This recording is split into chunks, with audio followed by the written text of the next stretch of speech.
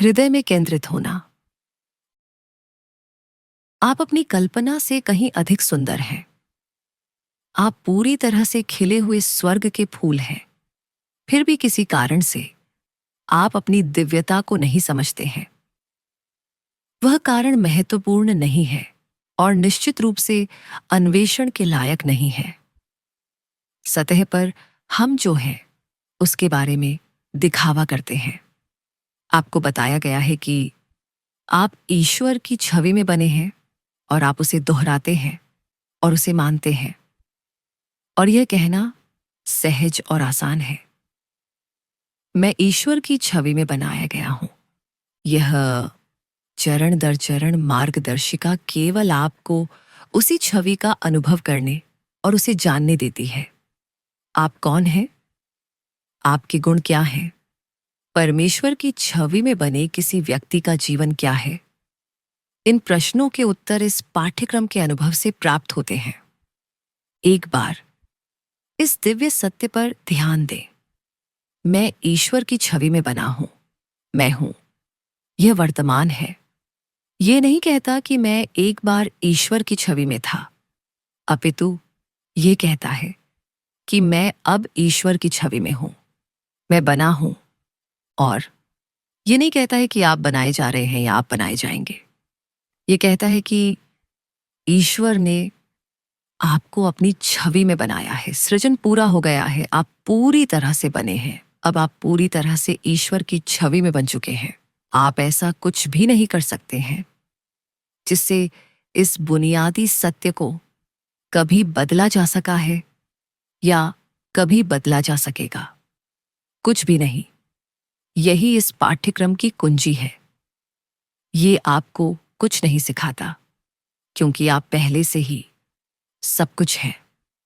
ये आपको कहीं भी विकसित होने में मदद नहीं करता है क्योंकि आप अब पहले से ही पूरी तरह से विकसित हो चुके हैं। परंतु ये आपकी सोच में थोड़ा सुधार अवश्य करता है। ये आपके लिए आपके अपने सच्चे स्वरूप का अनुभव लाता है।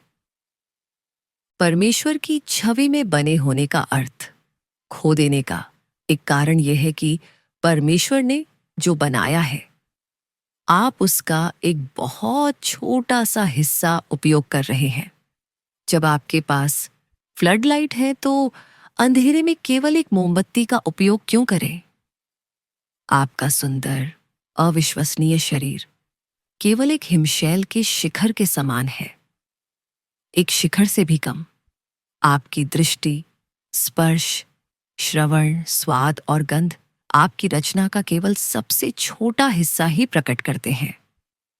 आप जो सोचते हैं उससे परे आपका सच्चा स्व है, जीवित, प्रेम से स्पंदित और आपकी खुशी और आपकी समृद्धि का स्रोत। यह आपका वह हिस्सा है जिसे आप आसानी से और व्यवस्थित रूप से फिर से जान पाएंगे। और जैसे ही आपको एहसास होगा कि आप कौन हैं, आपके असली गुण स्वयं स्पष्ट हो जाएंगे। आप इसे उनके सतह पर आने या जागृत होने के जैसा सोच सकते हैं, भले ही वे न तो सोए हुए हों और न ही छिपे हुए हों। वे गुण क्या हैं? थोड़ा सोचें कि आप ईश्वर के क्या गुण बताएंगे। अब बिना शील या नम्रता या संकोच के उन गुणों को अपने आप को दें। वे आपके भी हैं। ईश्वर ने आपको वही गुण दिए हैं जो उसमें स्वयं है। आप उसकी छवि में बने हैं। ईश्वर प्रकाश है, संसार का प्रकाश। तो आप प्रकाश हैं, प्रकाश जो अंधेरे कोने को भी प्रकाशमान कर देता है। ये आपकी विरासत है। ईश्वर प्रेम है। आप प्रेम हैं। वास्तव में सारी सृष्टि में सब कुछ प्रेम से बना है। ईश्वर का प्रेम हर चीज में व्याप्त है। वही प्रेम आपका प्रेम है। इन विचारों में निहित अर्थ के बारे में सोचिए। इसके दूरगामी परिणाम हैं। ईश्वर सुख, आनंद और करुणा है। आप सुख हैं, आप आनंद हैं, आप करुणा हैं। यही आपका स्वभाव है, कुछ भी कम नहीं है। ईश्वर परिपूर्ण, परफेक्ट है, बिल्कुल, यह भी स्पष्ट है।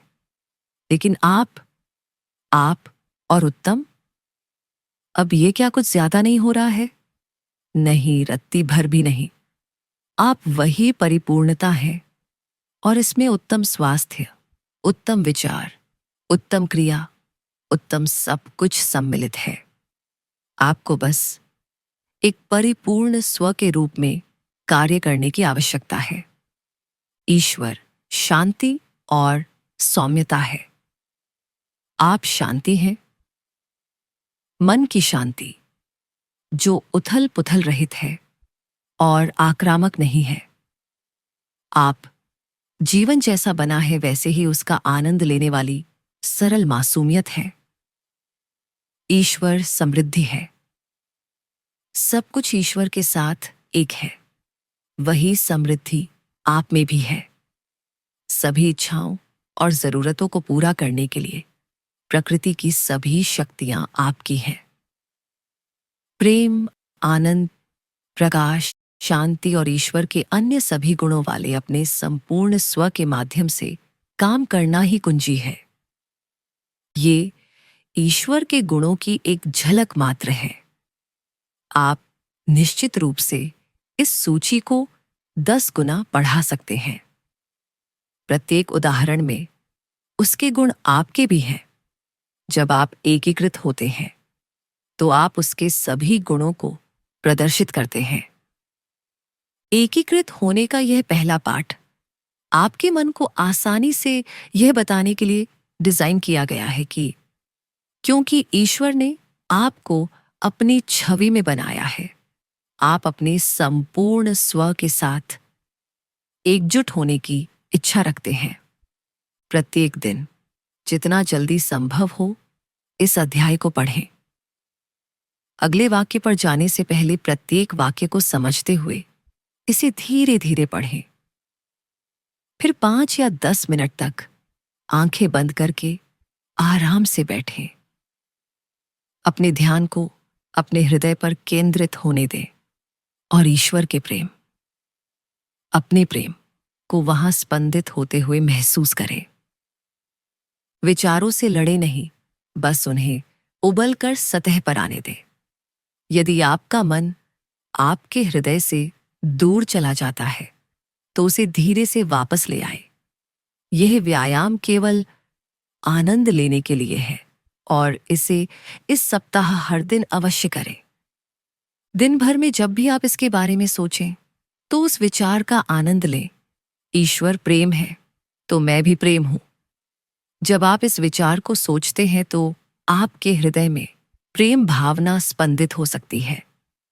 प्रेम की उस भावना को अपनी विरासत मानकर आनंद लें। इस सप्ताह आपका एक आखिरी अभ्यास यह है, अपने प्रियजनों को शुभ रात्रि कहने और बिस्तर पर जाने के बाद एक बार फिर से अपना ध्यान अपने हृदय पर लाकर चुपचाप लेट जाएं। ईश्वर के कुछ गुणों पर विचार करें। प्रत्येक गुण के लिए पहचाने कि आप में भी वह गुण है, भले ही आपको यह बेतुका लगे। फिर चुपचाप मन में ईश्वर और अपने गुणों का विचार रखकर सो जाएं।